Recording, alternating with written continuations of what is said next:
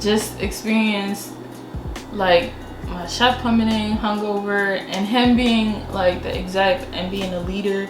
They just don't have their moment where they get caught slacking and lacking, because it happens to the best of us.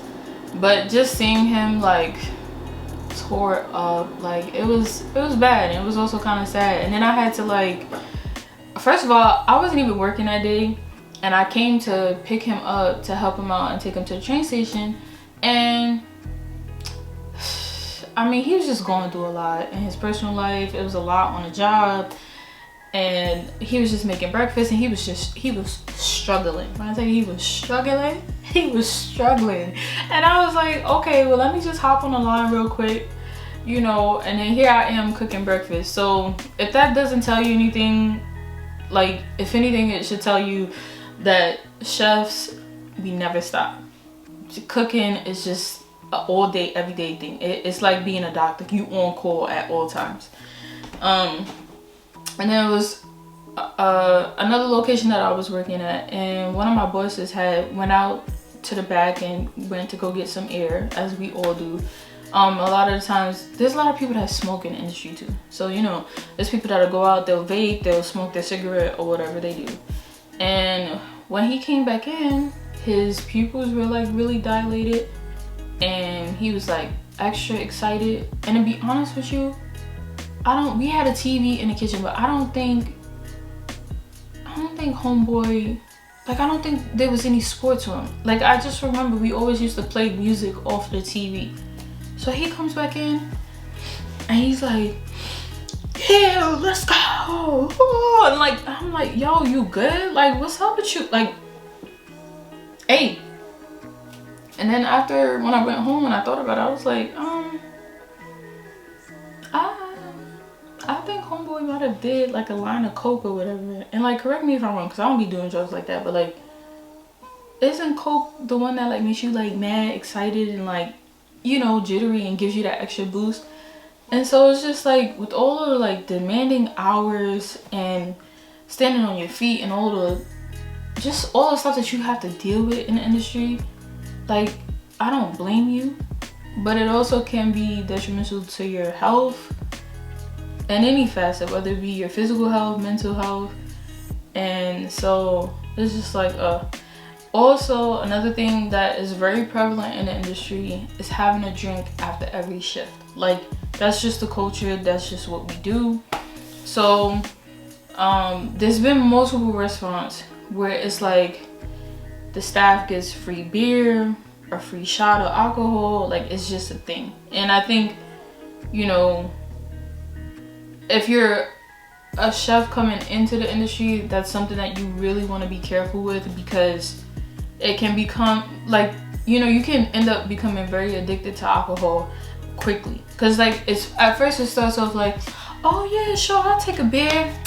You know, it's been a tough day on the line today, like, yo, why not have a beer as we clean up or whatever? And then you start doing it every day, and then eventually it becomes an addiction. So you may start off with one beer, right?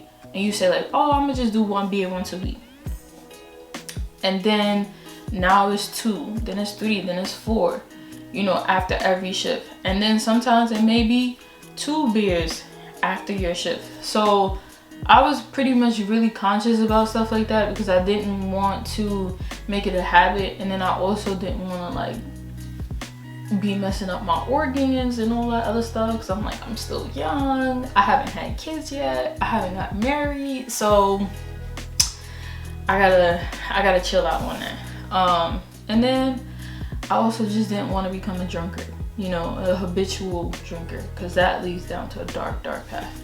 So that's definitely something that is prevalent in the industry.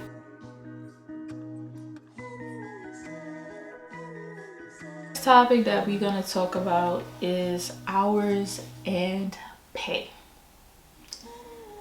Yet again, here it is. This is another topic where it's a struggle and it's not easy. Well, so really at the end of the day, how we make our money is based off of y'all, the clientele. So if we don't have people putting in orders, whether it be through DoorDash or any of those like delivery services, coming in to come sit down or coming in to get takeout, we don't make any money. And then that leads to, okay, well, now the veggies and stuff is going bad, or now the meat is going bad, and all of these other things. The only thing that lasts and that we would be good on, whether you came in or not, is alcohol, because alcohol does not go bad. So it becomes very, very difficult. There's been plenty of times where I've had people try to play me when it came to my money. And if you haven't gotten a message, and if you don't know, now you know. Like, shorty does not play about her money. So there was a restaurant that I was working at down in Saratoga, and it just started to become like very toxic. And I was just like, I can't do this no more. Like, I need to go. And y'all not giving the hours that needs to be gave. I have my own apartment, I have my car note, my car insurance, like all of these different bills, electricity, I gotta buy food for myself, I gotta put gas in the car to get to work, all these things that I had to maintain. And it was just like, y'all are not giving enough hours, and I cannot survive off of each week or $400 some check. Like, I'm gonna need like at least like $500-600, close to $700 to make sure that I pay my bills. And at the end of the day, yes, okay, I'm here for experience, I'm here to do my job and be a chef, but also at the same time, like, I still have bills and things that need to get paid. And that right there creates a lot of stress for you as a chef, a lot of anxiety, because you like, well, how am I gonna make this next dollar? And then there's so many hours that you put into that one job where you working 8, sometimes even 10-hour shifts, 16-hour shifts, depending on where you work or how things are done at your establishment, that there is no other time for an extra job, because you're too tired or too beat to even go and work or stay up for another job. And then you get another job, let's say you do, right? And then what time do you have to rest or take care of your body? And then everything starts to break down. So like I said, things weren't going well at the job, and I just was like, the hours are starting to slow down. She's giving hours to everybody else but not me. And I'm like, I got bills to pay, and if y'all not gonna be able to provide what I need, then I need to go. If I can't elevate to become a sous chef, because at that time the only like higher position that I had completed was being a sous chef, but there was already the executive chef position being fulfilled, so there was no other position where I could increase my pay or do something else within the kitchen. And it was a small kitchen, small restaurant where I could make more money. And then after I had put in my 2-week notice or whatever, and tried to like I said, leave peaceably, as I've always done with each job, I come back from my last check, and the wife who was in charge of hours, making sure that checks got sent out to employees and all of that other stuff, tells me, oh, well, you didn't work those hours. And I was like, no, yes, I did. Check your paperwork, because you're not gonna sit here and tell me that I didn't work those hours that I worked. So they tried to like basically like cheat me out of what I was supposed to be paid, and I had to like go to bat for it. And then of course the husband, he runs off and can't even really like look me in my face and address the situation. There was no apology, there was none of that, and y'all just literally sat there and tried to take money that I worked for. And it's only right. So if and I get it, I know how stressful it is to be a restaurant owner or whatever the situation. Maybe I don't get it in a full scope because I've never owned my restaurant before, but I'm in the industry enough to know, like, okay, I know things can get hard financially, but at the end of the day, like, aside from paying bills, your next priority is to make sure that all your employees are paid to the full for all of the hours and things that they did for your business to keep it open. So I don't know if they gave me a check or if they gave me cash, but it was just like, oh, let's just write you a check. They gave me my money and then I was out. And I was like, yo, listen, never again. Because this what you got going on, it's not it, and it's not okay. So another place that I had worked for was joined with another business. It was like a family business, but it was like a separate business from their main business. And I picked up a job there and started working there to get more hours and to make sure that I paid my bills. Here it is, yet again, I'm not getting paid what I was supposed to get paid. And also, like, the pay rate was like fairly low. I think it was only, I don't know, like $12 an hour. But at that point, it was just like, I'm desperate. I need to pay my bills. I don't care what needs to be done. Like, I need to sustain myself and sustain my car and everything that I do have. And eventually I got tired of it because he kept saying, oh, I'm gonna pay you, I'm gonna pay you, I'm gonna pay you. I gotta put you on payroll. Never did the paperwork for a W-2 form to be put on payroll. And then never got, you know, because some restaurants and some jobs, if y'all don't know, we get paid under the table for some gigs, which is fine. And it's better because then there's no taxes and there's none of that extra money being pulled out of your pocket. And yeah, shorty did not get her money. And then I was just like, okay, well, I can't do this anymore because it's been about over a month and I still have not received a check, money from you, and you making excuses. So I'm telling you right now, today's gonna be my last day. I'm putting in my 2-week notice or whatever, and I'm gonna need you to find a way to scrounge up some money because this is unacceptable. I'm putting in hours, I'm working, and then you not even trying to give shorty her money. It's not it. Get your life together before I have to call whoever I gotta call to, you know, inspect your business because this is crazy. And I don't even want to go to that point, but like at the end of the day, if I'm working for you and I'm putting in hours, I'm gonna need you to give me the money that I worked for. That's it. It's a done deal. So, you know, it's just like, you know, there's been some situations where it's been kind of like iffy for me, where people have been trying to like hold money back from me. And just because like I come off, of course, as like a really nice person or whatever, does not make it okay for somebody to take advantage of you. And also now, like looking back on my executive chef position, like after all the work that I went through and all the work that I did, where I basically was like the executive chef and every other position within, you know, the kitchen brigade system, I definitely think that I should have been asking for more money. But I also feel like with me being the type of person I am, I don't like to, like if I'm coming into a position, you know, and that was my first time being an executive chef, I didn't want to ask for too much money because it's like, you ask for more money, they're going to be expecting more of you. And you better be making sure that you're doing your job down to the T. But if I had decided to go back, I definitely, for sure, without a doubt, would have been asking for a lot more money.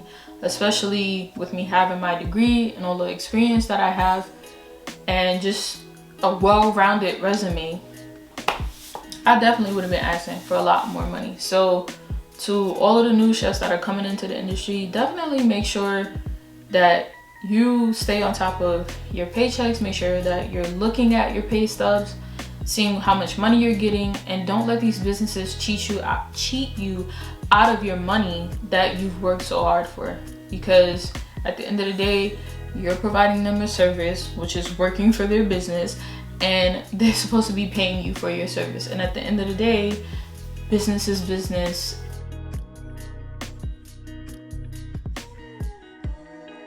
Mental health. There's been multiple accounts of chefs committing suicide. One of the most recent within the last couple of years is Anthony Bourdain.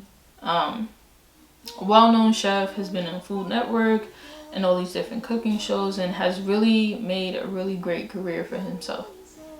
And if that doesn't say anything to you, that there's chefs that are committing suicide, then I don't know what else to say. You know, when we're in the kitchen, it's a very high paced and stressful environment. It causes a lot of anxiety, a lot of stress, because there's just so many moving parts, and we have to get things out to people quickly, because if you don't, then people may leave, they'll give you a bad review. And even just chefs that have Michelin star restaurants, like, you have to work very hard to even be acknowledged as a Michelin star, and then on top of that, to keep that star. And then once you get another star, it's more pressure, and then another star, it's even more pressure. So just that, all of that within itself, it's a lot, and it's not easy. Every time that you plate something, you put in your heart, your soul into it. And so when you have people that come into restaurants and they're like, oh, this food was subpar, it was disgusting, you know, I mean, like, I'm not gonna hold you, some people just don't know how to cook and the food ain't good, right? But for the chefs that like really like throw down and they killed it. And to have people who are like freaking clueless when it comes to the industry come in and be so disrespectful and just rude about things, it's not it. And for me personally, you know, experiencing like the verbal abuse that I've experienced, or experiencing things that just was really just, I mean, like, real toxic, like, it's definitely messed with my mental health. And as of lately, I've been taking a break from the industry, just because of my physical health, which we're gonna get into. But aside from that, like, it also just gives me anxiety, because it's been so much trauma that I've experienced.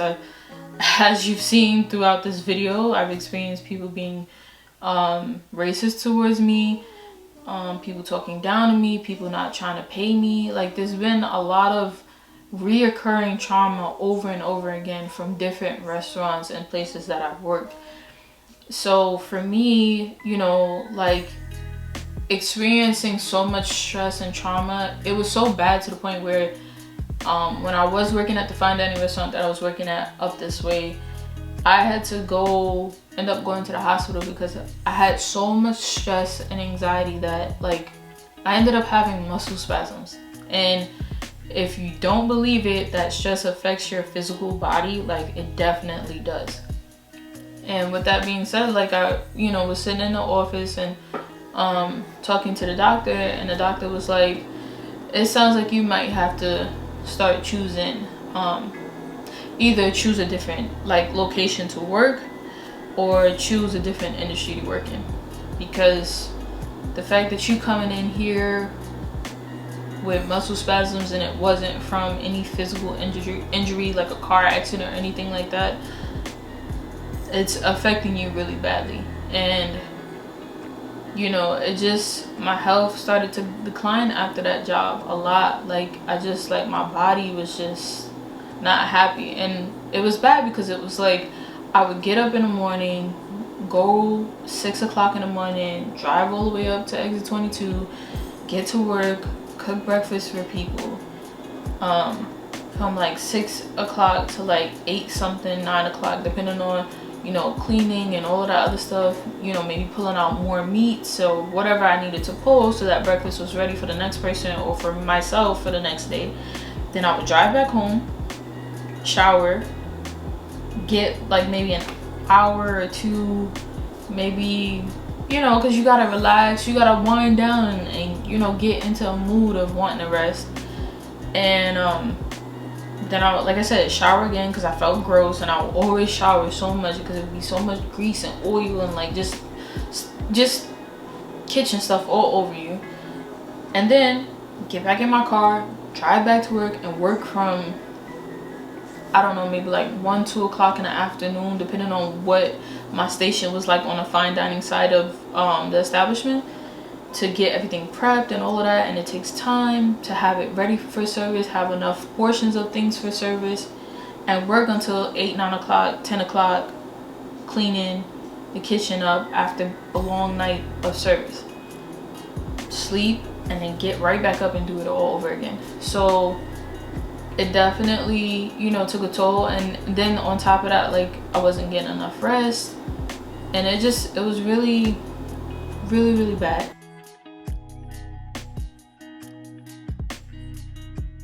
Physical health in the industry is definitely a lot on your body. You're on your feet for hours and hours and hours and hours, and it just doesn't end.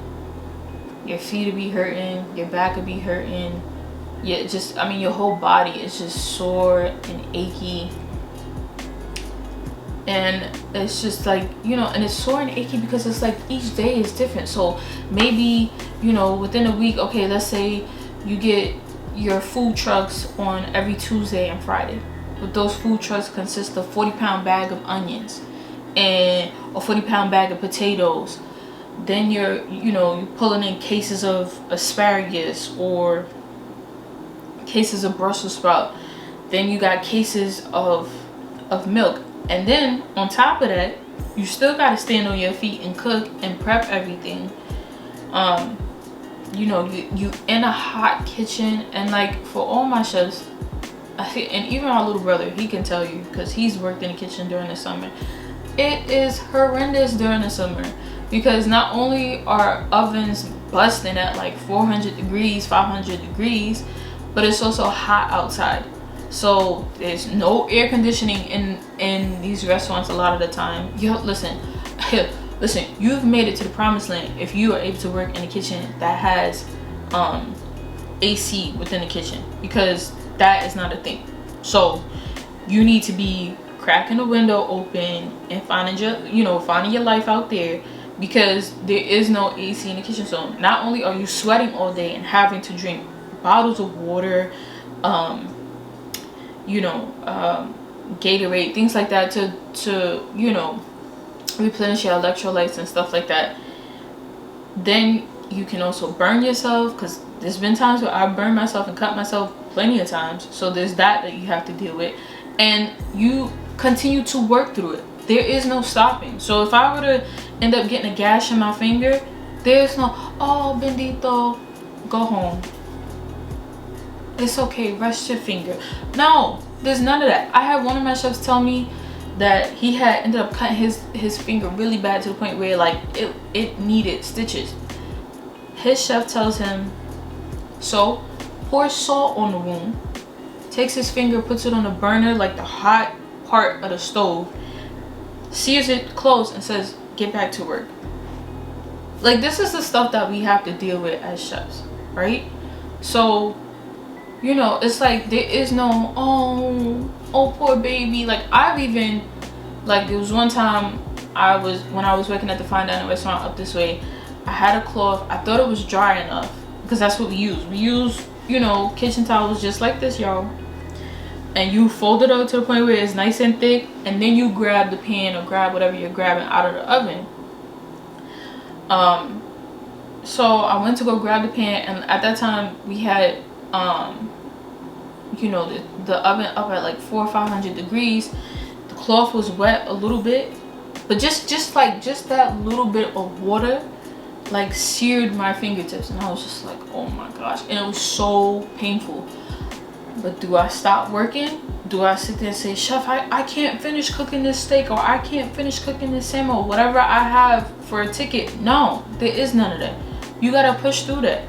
So here I am, continuing to cook. This is why we have first aid kits. You get that burn cream, you put it on your fingers or wherever you burned yourself at, and that's it. You put bandage over it, put some gloves on, and you keep it pushing.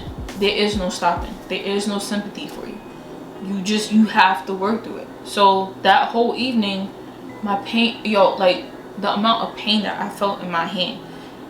But I couldn't just be like, oh, I'm gonna go home because I burned my finger. Like, you cannot be a wimp in this industry. Like, you have to be tough. You have to be willing to go through the pain. So that night when I was cleaning, what did I get? A quart cup, some ice, put some water, had my hand one hand, the hand that was burned, and then using the other hand to clean and do whatever else that I had to do, and you know, finish out the shift. But it's y'all, it is not easy. And with all that being said, that's pretty much all that I have to say when it comes to some of the things that we experience as chefs. And I hope that this video gives you a bit of insight to what it's like being a chef, and like how hard it is for us. And I also would just like to say, for those people who, I don't know, you go to a restaurant and you get upset because you didn't get your food yet, or you know, I don't know, you being a little bit of a jerk. Next time when you go into a restaurant, think about it. Think about these things that I've told you in this video. And I just hope that when people watch this, that it causes them to have a bit more of an appreciation for chefs, what we do, how hard it is for us. And the next time when you go into a restaurant, you get that nice plate of food or that nice drink. And it's not even just for chefs, it's the hospitality industry in general. So that means hotels, restaurants, bars, all of that. It's not easy for us. And so the next time you go to a hotel, wherever you go that's considered within the hospitality industry, I hope that you show more appreciation and show more love. Tip that person a little extra. I don't know, if there's a kitchen or somebody, or you know, a chef that you know personally, maybe bring in some donuts for all the chefs that's in the back. You get what I'm saying? Maybe yo, next time you go, if you have it, buy a round of drinks for the chefs in the back and say, oh, this one's on me, thank you for such a good meal. Because things like that mean the world to us, and it makes us want to work even harder to give you the best food that we know that we can give you. So with all that being said, once again, thanks for tuning in to another episode of New York Eats. It's your girl, Chef Kyra, and I hope you enjoyed this episode, and I'll see you in the next one. Peace out.